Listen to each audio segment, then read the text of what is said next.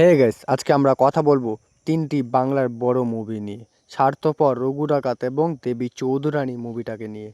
এই তিনটি সিনেমা এখন টলিউডে আলোচনার কেন্দ্রে। প্রত্যেকটাই আলাদা কাস্ট, আলাদা গল্প, আলাদা বক্স অফিস পারফরমেন্স। চলো এক এক করে জেনে নেওয়া যাক কোনটা এগিয়ে এবং কোনটা পিছিয়ে। Hey guys, welcome back to my channel. আমি আছি আপনাদের সাথে দীপঙ্কর। আপনারা দেখছেন আমার ইউটিউব চ্যানেল মুভিক্স অফিসিয়াল। প্রথমে আমরা কথা বলবো স্বার্থপর মুভিকে নিয়ে। রিলিজ হয়েছে 21শে অক্টোবর 2025, অর্থাৎ আজ পর্যন্ত 14 দিন চলছে। এই ছবিতে রয়েছেন কোয়েল মল্লিক এবং রঞ্জিত মল্লিক। এই ইমোশনাল ড্রামা যেখানে পারিবারিক সম্পর্ক এবং আত্মত্যাগের গল্প দেখানো হয়েছে। দর্শকরা মুভিটাকে মিশ্র প্রতিক্রিয়া দিচ্ছে। কন্টেন্ট ভালো, কিন্তু পারফরমেন্স কম হয়, খুব বেশি থিয়েটার হাউসফুল হয়নি।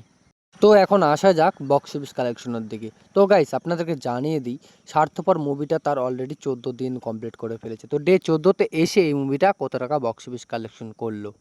তো গাইস, স্বার্থপর মুভিটা বক্স অফিস কালেকশন করেছে 95 লাখের মতো। এই মুভিটা total gross box office collection করেছে 1,01,00,000 মতো। তো গাইস, স্বার্থপর মুভি নিয়ে আপনাদের কি মতামত অবশ্যই নিচের কমেন্টে জানাতে ভুলবে না। তো গাইস, সেকেন্ড আমরা যে মুভিটাকে নিয়ে কথা বলবো সেটা হচ্ছে রঘু ডাকাত মুভিটাকে নিয়ে। রিলিজ হয়েছে 25শে সেপ্টেম্বর 2025 তারিখে, মানে আজ পর্যন্ত 39 দিন কমপ্লিট করে ফেলেছে এই মুভিটি। এই মুভিতে রয়েছেন দেব, ইদিকা পাল, অনির্বাণ ভট্টাচার্য এবং সোহিনী সরকার। রিলিজের পর থেকে দুর্গাপুজোর মরশুমে মুভিটি দারুণভাবে চলেছিল। আকর্ষণ, ইমোশন এবং গ্র্যান্ড সেটআপ সব মিলিয়ে দর্শকদের মন জয় করেছে এই মুভিটা।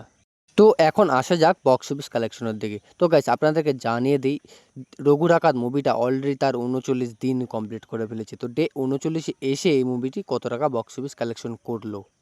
এই মুভিটি বক্স অফিস কালেকশন করেছে 9,07,00,000 মতো, এবং এই মুভিটি গ্রস বক্স অফিস কালেকশন করেছে 15 কোটি প্লাস। তো গাইস, রঘু ডাকাত মুভি নিয়ে আপনাদের কি মতামত অবশ্যই নিচের কমেন্টে জানাতে ভুলবে না। তো থার্ড আমরা যে মুভিটাকে নিয়ে কথা বলবো সেটা হচ্ছে দেবী চৌধুরানী মুভিটাকে নিয়ে।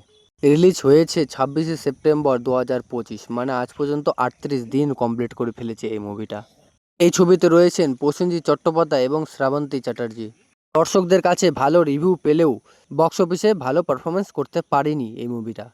তো গাইস, এখন আসা যাক দেবী চৌধুরানী মুভির বক্স অফিস কালেকশনের দিকে। তো গাইস, আপনাদেরকে জানিয়ে দিই, এই মুভিটা অলরেডি তার 38 দিন কমপ্লিট করে ফেলেছে। তো ডে 38 এসে এই মুভিটা কত টাকা বক্স অফিস কালেকশন করলো। তো গাইস, আপনাদেরকে জানিয়ে দিই, এই মুভিটা বক্স অফিস কালেকশন করেছে 1,86,00,000 টাকার মতো, এবং এই মুভিটি total gross box office collection করেছে 5,05,00,000 মতো। তো গাইস, দেবী চৌধুরানী মুভি নিয়ে তোমাদের কি মতামত অবশ্যই নিচের কমেন্টে জানাতে ভুলবে না। সোশ্যাল মিডিয়ায় অনেকে বলছে দেব টলিউডকে আবার ফিরিয়ে এনেছে বড় পর্দায় দর্শক টানার ক্ষমতা দিয়ে, এবং অন্যদিকে কোয়েল এবং রঞ্জিত মল্লিকের অভিনয়ে দর্শকদের মনে আলাদা ছাপ ফেলেছে। তোমাদের মতে এই তিনটা মুভির মধ্যে কোনটা ভালো সিনেমা অবশ্যই নিচের কমেন্টে জানাতে ভুলবে না, এবং ভিডিও ভালো লাগলে লাইক, কমেন্ট, শেয়ার এবং মুভিফিক্স অফিসিয়াল সাবস্ক্রাইব করতে ভুলো না। তো গাইস, দেখা হবে পরের ভিডিওতে নতুন বাংলা সিনেমার আপডেট নিয়ে। ধন্যবাদ।